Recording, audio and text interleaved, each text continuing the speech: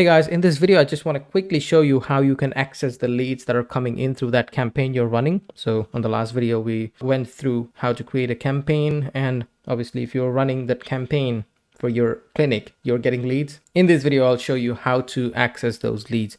Now I'm in the ads account, adsmanager.facebook.com, and then you have to select your right account when you're aware you're actually running the campaign. Now, I have to select let's say this is the campaign I created, right? This is the campaign that's running. Obviously you can see this is closed, but let's assume that this is the campaign. What you need to do is you just need to select that, go to ads, and then each ad will show you how many leads you have. So this ad, let's say this one has 17 leads, right? And you can see other metrics as well, but this video is not about metrics, but let's just assume that this ad you're running got 17 leads. All you need to do in order to access the leads is just click on Facebook leads, and then it's going to ask you what's the time range, what's the date range of which the leads you need, and then just hit download.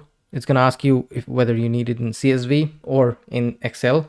So I'll just hit CSV and it will download the list of leads you have so far for that ad.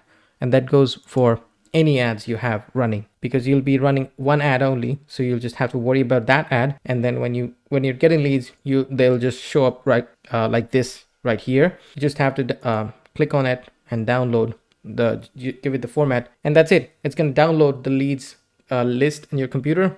It will have the answers to the questions you are asking through that lead form. It's going to have their phone numbers, their email addresses, and their name. So just call them up and ask them when's the right time for them to visit your clinic. Now, there are ways you can automate this process where the leads will come in and then they'll be followed up with, and then you can ask them automatically without you actually calling them up. There's an entire automated sequence, an entire automated system we can create. And I, as an automation expert, I do that a lot, and I'll discuss more about that in the next video.